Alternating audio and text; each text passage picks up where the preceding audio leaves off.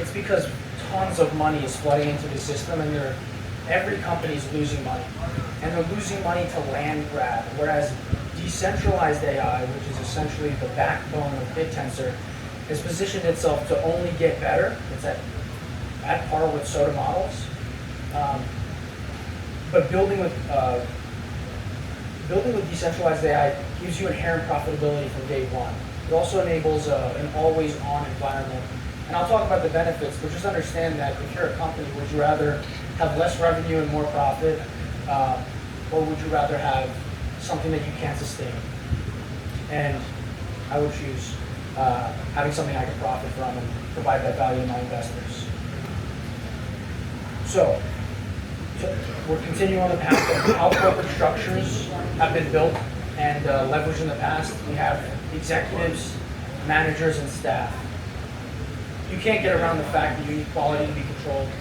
You need executives to share a vision, and you need staff to make that possible. And Bittensor allows this. And if we look over here, we have that in Bittensor. We have staff, those are your miners. We have managers, quality control, which is your validators, and then the executives, that can be seen as the subnet owners. And what excites me most about this is that now, if you remember from the first slide, you have to go scale up a team. On Bittensor, you have an entire team of global AI engineering talent on day one, or really any talent you want. You set the incentive mechanism, and they show up, and they provide value. And validators are also built in to your business model.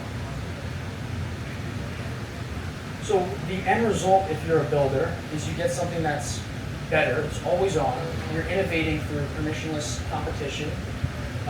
It's faster. You don't have to go out and hire a huge team. You don't have to go out and spend money and time raising money. And it's also cheaper, right? Putting the two together, you basically have something where you're stacking on top of already subsidized AI tech. And this is like the Bittensor trifecta of what got me to say, I need to be building on Bittensor. But it's also the reason why people should be investing much more of their portfolios into Bittensor. There will only be better technologies, and it's only compounding as we continue to grow. All right. So, kind of going into what Jake said and had on his top 10 list, and also Charles, what you had on your different types of subnets. I see, and this is the title of the slide, in the on-chain world, Bittensor is a nation. So pick a nation. This nation has states. And how I see Bittensor playing into this equation is you have the country of Bittensor. That country is built up of resources. So you have the steel, the concrete, you have the camera system. You have all of these types of primitives that are needed to build up a beneficial society. And that is the top layer. This is the primitive layer. These are your models. This is the compute. These are the data processing and storage and collection subnets. You can't really get far if you don't have these positive ingredients that are built in a positive manner, which we just talked about. And then the next step is, okay, who's using those primitives? And those are industry-specific subnets. This is why I chose to build a real estate-oriented subnet. And it's because I can have the best ingredients possible for a business. Not only is the structure great, but at the industrial level, we have software engineering through Ridges. We have real estate through Resi. We have quant, tons of them, quant and signal-based subnets. And I see these all as the different states within the nation of Bittensor. And the list goes on, like robotics, drones, medical, media. All of these primitives are needed to drive demand to Bittensor for real-world applications. We won't get far if Bittensor doesn't make it to the real world. And I think that this industrial infrastructure for projects to be built on top of will take us there. And then the last is the DeFi layer. This is like, you can think about interstate travel and also global exports and imports through the DeFi layer. So we have a bridge, DEX, PERP, prediction markets, liquid staking.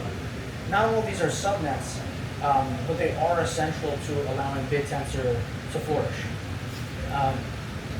So yeah, that is the breakdown, the metaphor I like to give when explaining Bittensor and why it's so important to have industrial infrastructure on the network. So let's talk about the primitive layer. These are the bones of Bittensor. You have inference from chutes. You have model training from Affine, IOTA, Templar. These are decentralized permissionless training runs for specific models. And they fit very different use cases as well. Some are more similar than others. You have compute, and then if we go over here, we have data. So Talisman just partnered with Data Universe to collect data for their mining, and also I'm assuming for validation. And then you have Hippias, which allows us to store data. So these are the ingredients of how the industrial layer of Bittensor is being built. And the inherent advantage is that these are all subsidized and decentralized through Bittensor. So by building with them, you always stay on and you continue innovating.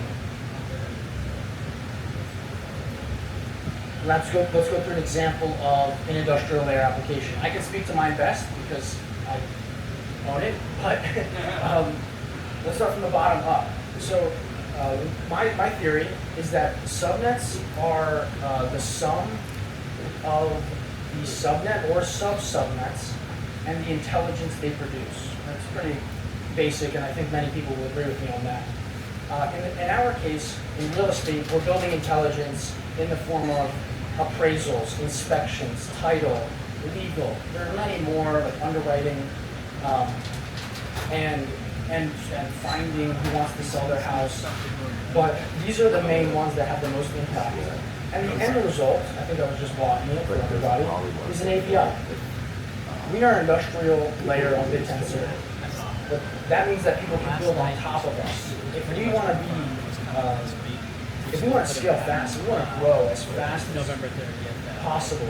Not only do we want to have the layer of abstraction and growth and push that onto our miners for innovation, push that on our validators to have quality control, but we want to give an API that builders can build on top of.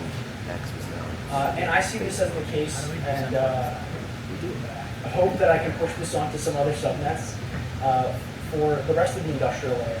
I don't know why, but subnets have gotten it into their mind that they need to be productizing, they need to be building the incentive mechanism, they need to be doing all the marketing, and that is a one-to-many approach to growth. When our thesis is that we want to do a one-to-many to more. If we give our technology to builders, they will go build the AI appraisal company. Let's go give it to an appraisal company. They will go, an inspection company can take our inspections. A company that does title, like Property, they can use our technology and take us further because they have 5-6 years of experience and distribution in the space. So consider the fact that you have a built-in advantage on every front: human resources, innovation, capital, access to capital, and capital management. There's no better place to build than Bittensor. This is why I put all of my money into it, either Tau or my own subnet. And there's a few ways that you can get involved. Many people, hopefully here, I see a lot of involved people already. But for those who are not, you can go to Bitstarter. This is like if Shark Tank and Kickstarter had a baby, and that baby only ate, Bittensor soup. Like, I just love Bittensor. That's Bitstarter. So you compete, and you go in front of judges, and if they like your idea, more people will invest, and if you hit a critical mass of investment, you can buy a subnet. Embryon, this is subnet 25. This is, I don't even know who's making money here, to be honest, but they're just giving away a subnet. I mean, hopefully somebody can answer this question for me afterwards, but it's literally Kickstarter, Bitstarter, but it's one competition for one subnet slot, and you get like 400 grand worth of alpha tokens. Thank you, Keith. So that's Embryon. And then applications. I have a lot of friends who've been building. I've been in the startup space for a while now, and everyone who comes up to me, they're like, "Oh my God, should I build a subnet?" And like they're just demoralized when I tell them no.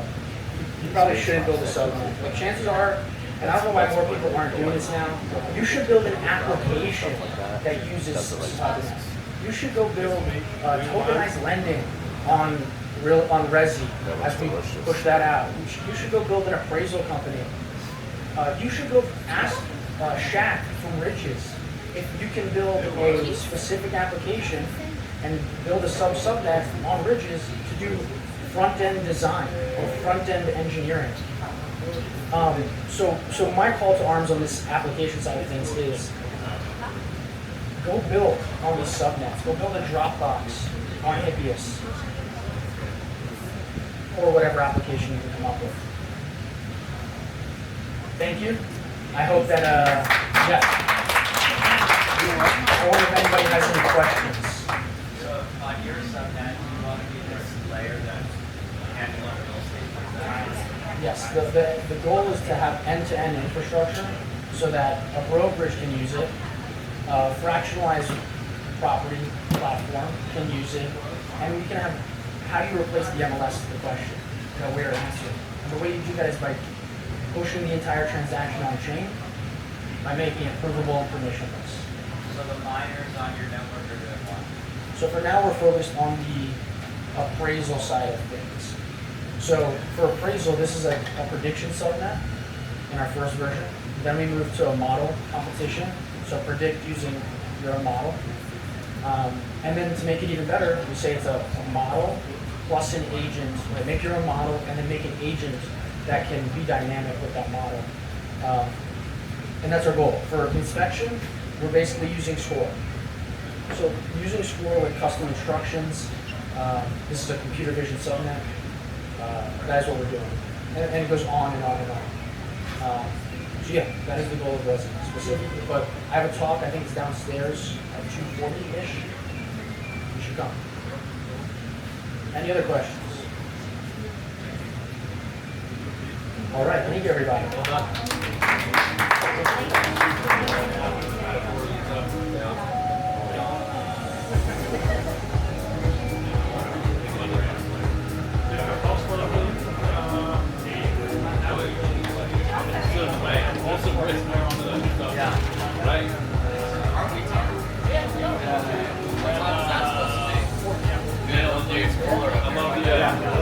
I love you.